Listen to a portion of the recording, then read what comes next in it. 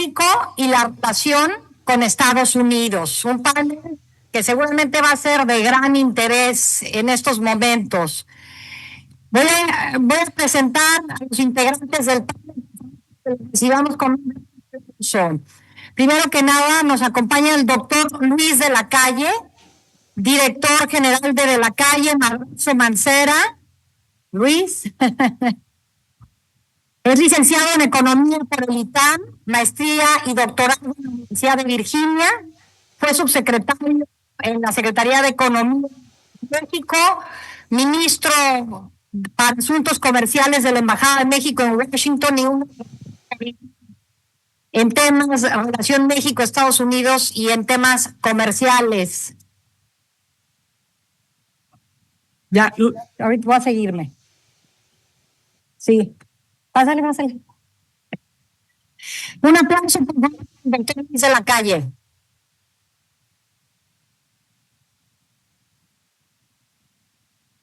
También nos acompaña el doctor Rafael Fernández de Castro. Él es profesor y director del Centro de Estudios México-Estados Unidos y de la Escuela de Políticas Públicas y Estrategia Global en UC San Diego.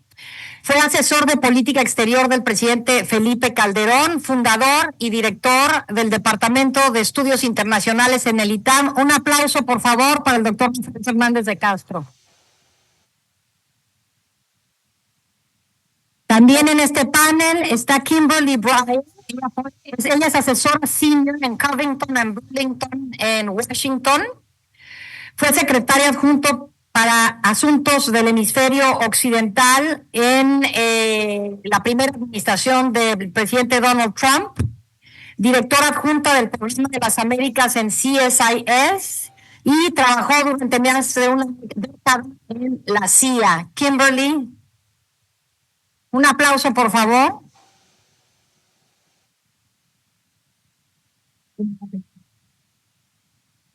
Y este panel lo vamos a ver Raúl Martínez Hostos, presidente y CEO para Barclays en México y América Latina. Raúl antes trabajó en Deutsche Bank, inició su carrera en la Dirección General de Investigación Económica del Banco de México, trabajó en Hacienda, es vicepresidente de la Asociación de Bancos de México y miembro del Consejo de Administración de la Escuela de Negocios de Yale. Un aplauso para Raúl, por favor.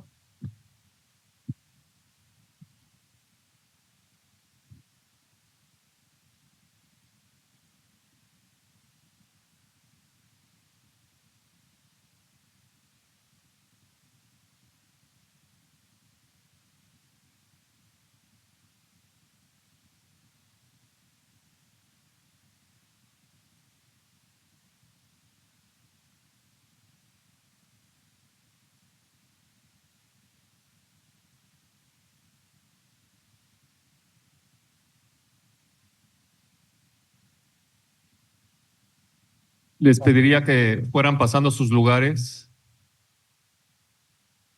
por favor.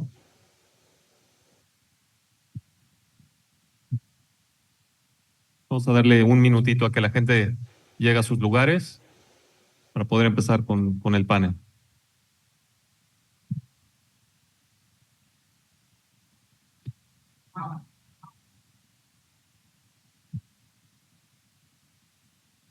¿Nos ayudan atrás cerrando las puertas, por favor?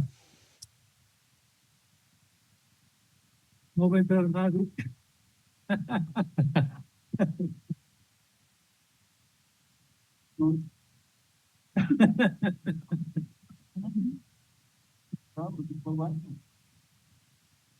Bueno, si les parece, vamos empezando.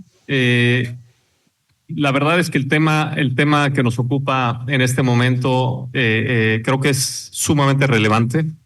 La relación de México con Estados Unidos ha tenido momentos críticos en su historia y creo que hoy estamos viviendo uno de ellos.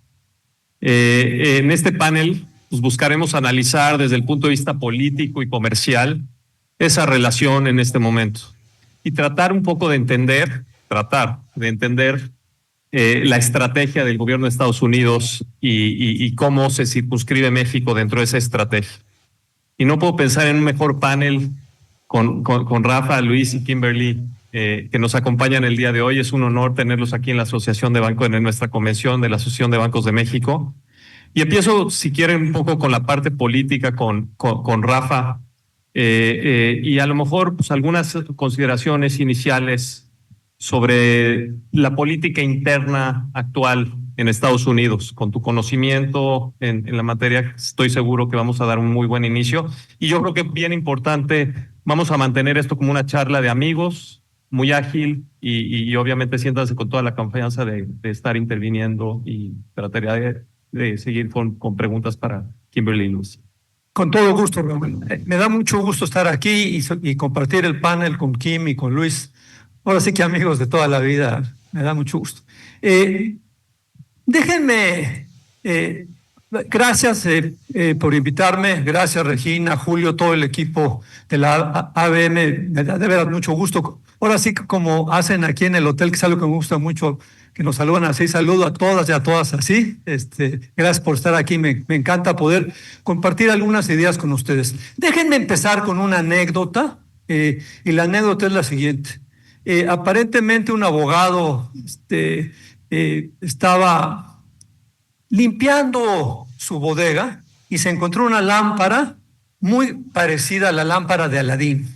¿Y qué hizo, Raúl? Pues lo que hizo, la sobó, la frotó, no vaya a ser que saliera el genio, y el genio salió, sale un genio ahí y le dice: Master, tienes 3 deseos. Y entonces este abogado le dice: quiero, primero que nada, que desaparezcan los abogados de la faz de la tierra. Y entonces, justamente, el genio le dice: maestro, ya te concedí el deseo, ya no hay ningún abogado en la faz de la tierra. Y en eso el genio se empieza a ir, se desvanece y le dice: oye, me faltan mis otros 2 deseos. Y le dice: si puedes, demándame. Eso se los comunico porque ese es, digamos, el ambiente en los Estados Unidos. Hay un ambiente, por ejemplo, en las universidades, hay que decirlo, de franco miedo, de franca ansiedad. En Estados Unidos, más o menos, hasta la semana pasada le habían quitado la visa a 5,000 estudiantes. La mayoría gentes que participaron en alguna marcha, en alguna revuelta anti-Hamás, que tuvieron algún tema anti-Israel, anti-judío, pero también por temas, digamos, por ejemplo, en el caso, en mi escuela, en la Universidad de California en San Diego, que es una escuela como de 45,000 estudiantes, enorme, en la frontera de Estados Unidos, ahí a más o menos 50 estudiantes les han quitado las visas. Eso produce una atmósfera que yo nunca pensé encontrar en los Estados Unidos, y es algo que se los quería comunicar. Entonces sí hay esta ansiedad, este miedo. A una joven mexicana que tenía como investigadora 15 años de vivir en San Diego, evidentemente con una green card, se regresa, va a Tijuana a hacer literalmente un mandado. Yo voy seguido, a Patricia y yo, mi esposa, vamos a menudo sobre todo a un médico rehabilitador que nos ayuda mucho. Bueno, venía regresando esta joven, evidentemente con Global Entry y toda la cosa, y resulta que de repente le sale una infracción de hace 14 años. Hace 14 años tuvo lo que se llama un DUI, es decir, manejando bajo la influencia del alcohol, y no la dejaron entrar. Aparentemente los abogados de la universidad ya estaban en su caso. Ella decidió no saber nada de Estados Unidos y está de regreso en México. Entonces, sí, esto nos está afectando. Déjenme, Raúl, brevemente decirles ¿qué encuentro? ¿Quién es Trump 2.0 a diferencia de Trump 1.0? Primero que nada, es un líder mucho más poderoso. Segundo que nada, es un líder más conocedor, más experimentado. Tercero, es un líder más vengativo. Y cuarto, y esto es muy importante, hay un cierto halo de divinidad en su mandato. Ahorita se lo explico brevemente. El primero, es más poderoso porque tiene los 3 poderes alineados: ejecutivo, legislativo y judicial. La Suprema Corte de Justicia nombró a 3 de los 6 jueces conservadores, y eso le da una ventaja importante. Yo les diría, esto es muy importante porque en Estados Unidos había la idea, el mito, que el constituyente, lo que allí hablan los padres fundadores, los founding fathers, eran infalibles. evidentemente no lo eran, y tienen un sistema que no lo han actualizado. Se creyeron el mito de los padres fundadores. Yo les diría que en este momento el constituyente americano debe estar revolcándose en sus tumbas, porque evidentemente el diseño constitucional no está funcionando. Segundo, es un Trump más conocedor, por eso tiene tanta prisa. Él sabe que tiene hasta noviembre del año que entra para poner instrumentar su agenda de trabajo, sus promesas de campaña. ¿Por qué noviembre del año que entra? Porque hay elección de medio término.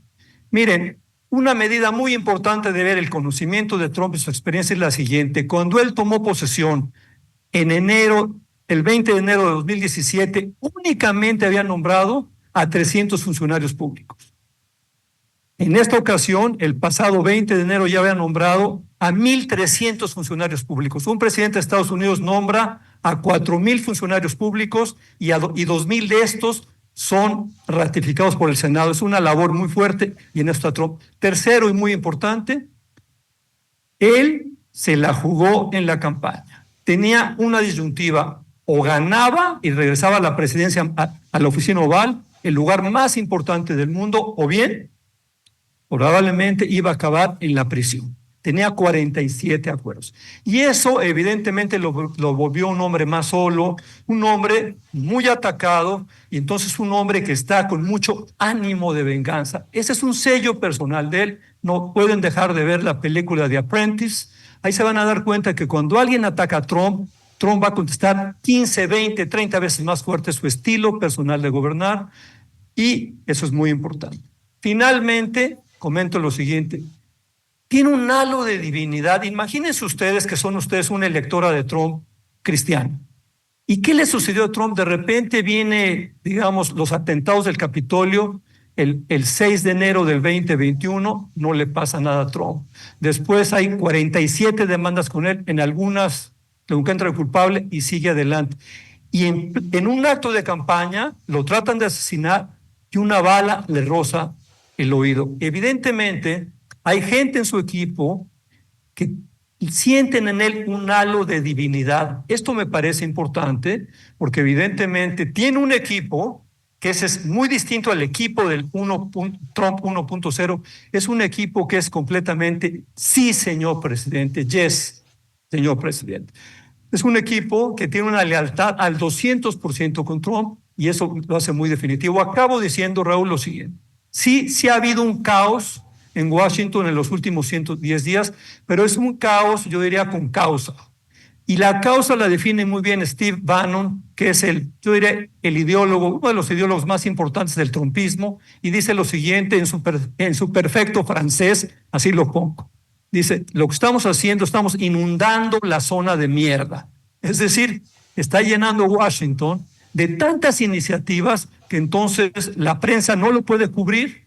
Entonces, desde luego, los demócratas no pueden hacer mucho, y finalmente los países extranjeros no sabemos ni por dónde nos llueve. Hasta ahí la dejo, la primera intervención, Raúl. Gracias, Rafa. Y en ese mismo sentido y esa orden de ideas, la perspectiva de Kimberly, habiendo estado dentro de la cocina en Trump 1.0, entre múltiples funciones como responsable representando el Departamento de Estado en el hemisferio occidental, entonces conoce nuestra región, conoce la relación de Estados Unidos con México. ¿Compartes algunas de las consideraciones de Rafa? ¿Cuál es tu perspectiva sobre pues, su estrategia? Él habló mucho de 3 grandes pilares, ¿no? El de tarifas, desregulación y bajar impuestos. El primero creo que todos lo escuchamos todos los días. Los otros 2 no se ha comentado mucho. ¿Qué opinas al respecto en el contexto de esta nueva etapa que bien resumió Rafa? Muchas gracias. ¿Me escucha? Sí, sí.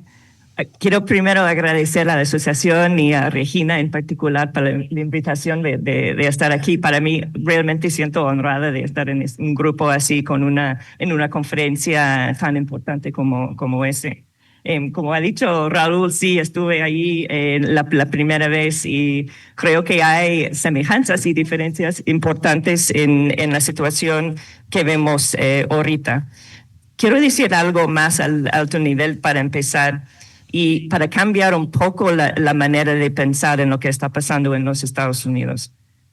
Y quizás pensar un poco en cómo estamos pensando en lo que está pasando en México con el 4T y ese movimiento que vemos con el gobierno de México. Para mí es un tema, esos son movimientos, pero yo creo que son resultado de algo, no la causa de algo. Para mí es al revés.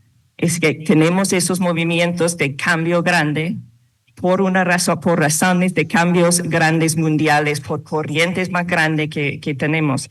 Y creo que si piensan de esa manera, si están en sus negocios pensando en strategic planning de largo plazo, genera una conversación más interesante de pensar en qué hace un individuo, un líder. Hay fuerzas más grandes que están moviendo detrás de todo eso. Creo que para strategic planning es esencial pensar en esto y que muchas personas equivocaron la primera vez en Trump 1.0 pensando que es una cosa que está ocurriendo una vez y va a salir y vamos a volver a la situación normal de anteriormente. Realmente fue un cambio muy grande lo que pasó. Y me gustaría también revisar un poco lo que pasó en las elecciones en Estados Unidos. Coincido con Rafa en muchos puntos. Sí es un Trump 2.0 más poderoso que Trump 1.0. Trump tuvo avances electorales, algunos en 2 dígitos en todos los estados de Estados Unidos, menos 2. Habían avances incluso en estados como California, el estado de Rafa, donde Trump perdió, claro, el estado, pero por un margen mucho menos que anteriormente. También había avances demográficos para el Partido Republicano con latinos, asiáticos, así como africanoamericanos. Ganó mayores porcentajes de hombres y mujeres blancos sin estudios universitarios. Eso muestra cómo Trump ganó el voto popular como el primer republicano desde 2004 en hacerlo. Trump ganó todos los estados bisagra, los indecisos del país 7, y con la excepción de Pennsylvania, donde los republicanos gastaron un monto de dinero cerca de lo que gastaban el Partido Demócrata, los republicanos ganaron con un gasto dramáticamente menor que el Partido Demócrata. El Partido Demócrata gastaron más de $1 billón en esa campaña. La vicepresidenta Harris tenía más personal pagado, más oficinas de campo, más contacto con votantes, más dinero, más anuncios de televisión, más aliados de campaña. Y además, la vicepresidenta tenía Taylor Swift y Beyoncé. Y perdió. Trump ganó con una coalición electoral que es más parecido, más cerca a las coaliciones democráticas del presidente Bill Clinton y Barack Obama.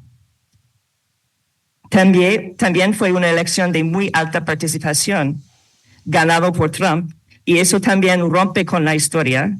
La tradición de alta participación en elecciones favorece al Partido Demócrata. Esta vez no. Para terminar, ese contexto yo creo es muy importante porque había un cambio bastante grande en Estados Unidos y había un sentido muy fuerte, por lo menos en la mitad de la población, que Estados Unidos está en una vía incorrecta, que el modelo ya no funciona. Eso explica por qué estamos viendo una situación así de caos, de cambio grande, de como el panel que tuvimos en la mañana, Move Fast and Break Things, es lo que está pasando ahorita en Washington. Y para terminar, Trump había gobernado por 4 años anteriormente. Su estilo, sus políticas no fueron un secreto. Lo que está pasando ahorita hasta un punto, y podemos discutir, es lo que prometió. Quizás es el político más transparente que hemos tenido en Estados Unidos en la historia. Creo que es muy, muy importante entender ese contexto, la historia, lo que está pasando, porque es un cambio, yo creo, profundo en el modelo que vemos y estamos mirando eso en comercio exterior, en aranceles, en el estilo de gobernar el país, en el gobierno mismo con los cambios que tenemos en el DOGE que está cortando posiciones de gobierno, en el presupuesto, en cómo pensar en instituciones globales. Ese corriente que vemos es algo mucho más profundo de una persona. Voy a terminar ahí. Gracias. Gracias, Kimberly. Creo que acabamos de situar un poco el escenario actual, ¿no? Ahorita comentaremos un poco qué esperar hacia adelante. Moviéndonos a la parte comercial, ¿y quién mejor que Luis para hablar del tema? Fue uno de los negociadores principales, como muchos aquí sabemos, del Tratado de Libre Comercio original y ha seguido muy de cerca en las relaciones comerciales entre los dos países durante los últimos 30 años. Y quería a lo mejor empezar la discusión comercial haciendo un zoom in de la relación comercial actual de México-Estados Unidos, cómo se ve en relación a las de otros países con Estados Unidos, que es un tema que creo que va a ser muy importante a la hora de estar viendo esto hacia adelante. Y preguntarte como segundo punto, preguntarte de manera muy directa si la política arancelaria de Estados Unidos está respondiendo a la ideología esta de reducir los déficits comerciales o a esta postura negociadora, no solo de temas comerciales, sino también de temas no comerciales. Entonces, te cedo la palabra, Luis. Sí, bueno, muchas gracias a Raúl por la presentación, gracias a Julio, a Regina, felices anticipadas a Emilio y un placer estar aquí con Kimberly y con Rafael, grandes amigos. El año pasado, The Economist Intelligence Unit dijo una verdad de perogrullo. México es el país más expuesto a Donald Trump, porque a Trump le interesan temas, comercio, migración y fentanilo, y México es uno en comercio, uno en migración, uno en fentanilo. El Economist estaba perfectamente equivocado, escribió un artículo sobre eso, porque estar más expuesto al presidente Trump no quiere decir que te vaya a ir mal. O sea, hicieron ellos un salto, digamos, lógico, decir, oye, como México está expuesto, la conclusión es que le va a ir mal. La verdad es que hay un nivel de dependencia con respecto a México en estos tres temas que hacen que la situación no sea tan sencilla como parece, ¿no? Aquí, viendo su logotipo, el 8 es un poquito el infinito y el doble 8 pues es 2 veces infinito y están más unidos. La Asociación de Bancos de México ha vivido en estos 88 años circunstancias tremendamente difíciles, muchas veces, internas, la mayoría, algunas externas. Hace 30 años se vivió la negociación del Tratado de Libre Comercio de América del Norte, que transformó a México, porque nos obligó a vernos en un espejo. En ese momento México, a mí me tocó participar, era un chavo, ¿no? El momento México de hoy es más fuerte que hace 30 años. Yo se los digo nomás por el número de conferencias a las que me invitan. Donald Trump es como una especie de Employment Insurance Program para mí, pero... 3 conclusiones sobre la parte comercial. La primera de ellas, al final del día, estamos ahorita en una montaña rusa. Aranceles todos los días y se contradice Trump y luego negocia un acuerdo con el Reino Unido que probablemente les daría vergüenza a todos los negociadores de Estados Unidos y del Reino Unido no solamente publicarlo, sino firmarlo. O sea, ese acuerdo es una cosa que hubiera esperado entre 2 países en su desarrollo. Cuando termine todo este periodo, México va a acabar con una preferencia superior a la que teníamos antes de Trump, no inferior, con respecto al resto del mundo. Podemos tener una preferencia menor con respecto a Estados Unidos, pero superior con respecto a Asia y Europa y América Latina. Entonces, es la primera conclusión. O sea, al final vamos a acabar quizá mejor parados. Y les voy a decir unas gráficas ahorita porque es muy sencillo verlo. Segunda conclusión que es muy importante.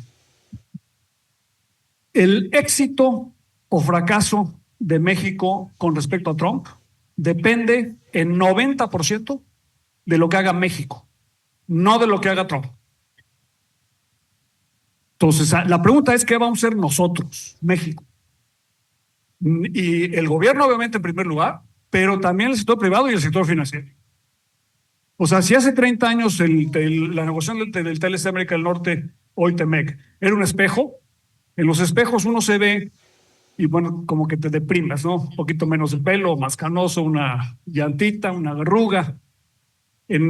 Como bien sabe Graciela Márquez, en comercio, en economía, lo que te enseñan es que cuando te ves en un espejo, lo importante es descubrir tus ventajas comparativas. Hace 30 años México hizo ese ejercicio, la banca participó en todo eso, el sector privado también, y se transformaron las empresas mexicanas. Hoy en día no tienen nada que ver con las empresas, los clientes de ustedes hoy son mucho mejores que hace 30 años, sin duda.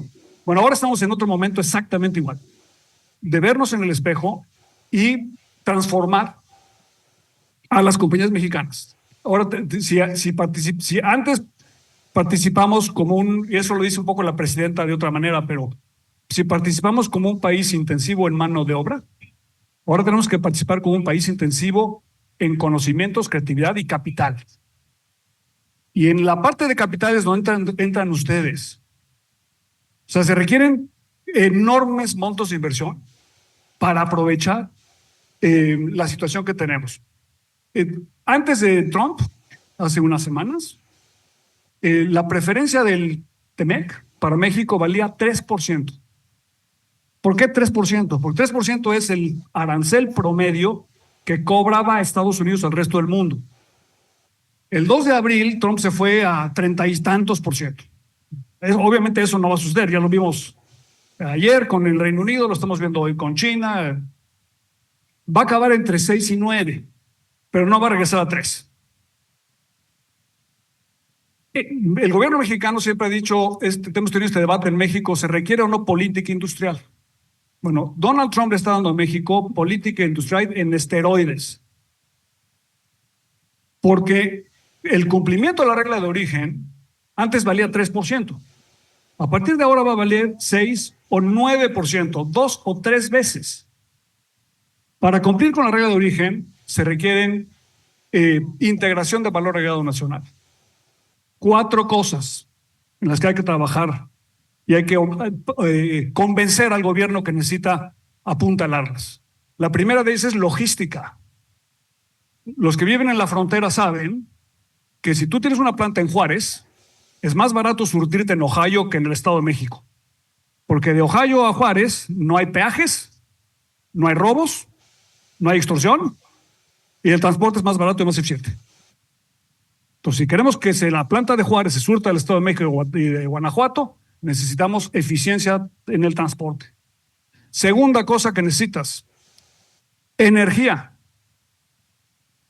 El cumplimiento de la regla de origen implica petroquímicos, fibras sintéticas, acero, vidrio, fibra de vidrio, aluminio. Todos son intensivos en gas natural, en etano, en energía eléctrica. Entonces, si no tenemos una red de gasoductos, si no tenemos... Miren, si seguimos diciendo sector energético, nunca vamos a tener la oportunidad de cumplir con las reglas de origen y aprovechar el 6 o 9%. Necesitamos transitar a un mercado de energía que implica la apertura total en todos los eslabones de la cadena productiva, el sector energético, que es fundamental no solamente para el cumplimiento de las reglas de origen y la política industrial en esteroides, sino para rescatar a Pemex y CFE. Lo que va a rescatar Pemex y CFE es que sean tratadas como empresas normales. Si las tratamos como empresas especiales, el sistema político las va a ordeñar. Entonces, se requiere logística, se requiere energía, se requiere talento.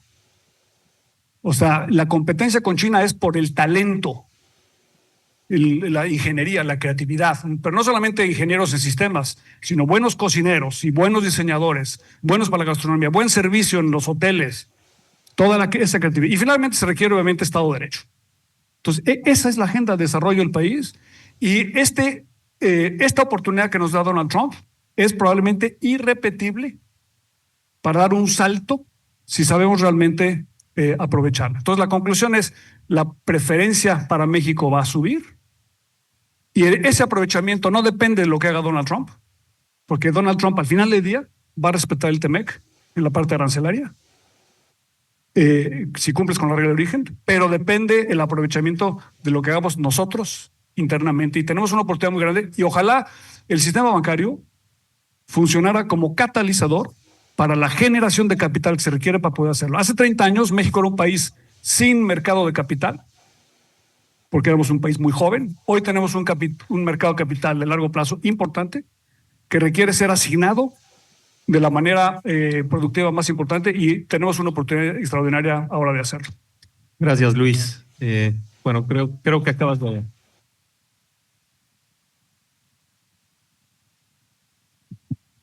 Creo que acabas de plantear las cosas de una manera muy real, pero también propositiva, pero también con muchos retos. Y que quisiera checar o tocar base con Rafa y con Kimberly sobre su visión de esto, de que México sí está a los ojos, no solo de lo que vemos en la realidad, pero a los ojos de Estados Unidos, si ustedes también lo ven así, que México va a estar mejor parado, que esa oportunidad de oro que se nos presenta y que bien ilustró Luis, es una realidad y que sí depende. O sea, quisiera un poco contrastar y escuchar su punto de vista de lo que ven que Estados Unidos y si Trump va a ser consistente y sobre todo si pueden abordar un poquito los temas que tocó Luis en términos de seguridad y migración y cómo juega el rol o qué espera Estados Unidos. Ya lo hemos visto, Trump ha sido muy directo, pero de manera muy granular, porque esta no es una carrera de 100 metros, esto sí es una carrera de largo plazo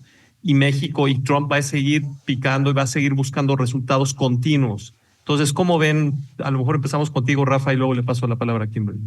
Raúl, mira, Kim, tiene razón. Trump, el trumpismo es el síntoma de una enfermedad, no es la enfermedad. Entonces, Trump es muy sensible a estos temas. Hizo una campaña con dos temas. Los temas de la campaña eran la migración y era la inflación. Y con eso se fue, y con eso ganó la elección. Es una gente sensible. Tienes toda la razón, Kim. Efectivamente, él sabe detectar bien los problemas y los está atacando a su manera. Migración. Déjame, ya que me lo preguntas, decirte lo siguiente. A ver, gracias a la migración, gracias a una frontera abierta entre México y Estados Unidos, en que entraron durante los 4 años de Kamala Harris y Joe Biden, entraron 5 millones de personas por la frontera México-Estados Unidos y allá están. Digamos.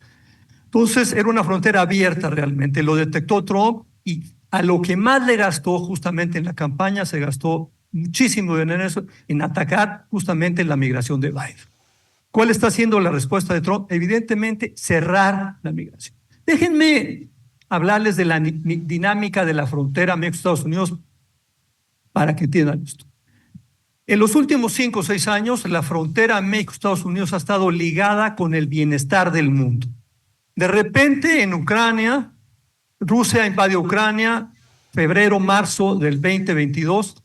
A la semana estaban llegando entre 1,000 y 1,200 ucranianos aterrizando al aeropuerto de Tijuana y en menos de 24 horas entraban a Estados Unidos. También llegaban como 100 o 200 rusos a la semana. De repente, en abril del 2023 empezaron a llegar turcos, 300, 400, 500 a la semana. ¿Qué estaba pasando? Había elecciones en Turquía. Desde luego, estaban llegando mucha gente de Nicaragua, mucha gente de Venezuela, mucha gente de Haití, mucha gente de Cuba, muchos chinos. Un dato maravilloso es esto. En diciembre del 2023 es el año en que la patrulla fronteriza ha detenido más migrantes tratando de cruzar a los Estados Unidos. Detuvo a 300,000. Si esto lo analizamos, nos vamos a casi 4 millones de detenidos, que es una cifra enorme. De esos 300,000, solamente la mitad, menos de la mitad, el 44% eran mexicanos y centroamericanos. ¿De dónde era el 56% restante? De 99 países del mundo. El mundo entero estaba acudiendo a la frontera México-Estados Unidos y básicamente todo estaba entrando. ¿Qué hizo Trump? Atacar la migración. ¿Dónde estamos ahorita? Estaba checando los datos. En el último mes, la patrulla fronteriza detuvo no a 300,000, detuvo a 11,000 migrantes. No está llegando nadie a la frontera de Estados Unidos. ¿Qué está haciendo Trump? Tiene, yo diría, un dream team en el tema de migración. Tiene justamente el señor Stephen Miller, que es el Yo diría, es Miller, no es Rubio, el funcionario importante para muchos temas de México. Él es el cerebro realmente para Trump en el tema de migración. Él es el Deputy Chief of Staff de la Casa Blanca. Él lleva todos los temas de política interna. Le quiero preguntar a Kim, si los conoces, ¿qué sabes de él? Pero en todo caso, desde jovencito, Stephen Miller, él guarda un archivo muy importante para él. Él creció en Los Ángeles, California, en Santa Mónica, California, y desde entonces atesoraba literalmente este archivo. ¿Qué hay en ese archivo? Están todos los crímenes violentos que cometen los migrantes indocumentados en los Estados Unidos. Evidentemente, sí comete estos crímenes. Evidentemente, cada vez que hay un rally político de Trump, va a invitar a Stephen Miller, esta familia, estos papás de una jovencita que fueron asesinadas por unos mareros de El Salvador, y que va a gritar a la gente que se vayan, vamos a correrlos, es decir, los saca de proporción. Pero ahí había un problema que lo estaba atajando Trump. Entrándolo a lo que decía Luis, ¿qué puede hacer México en este terreno?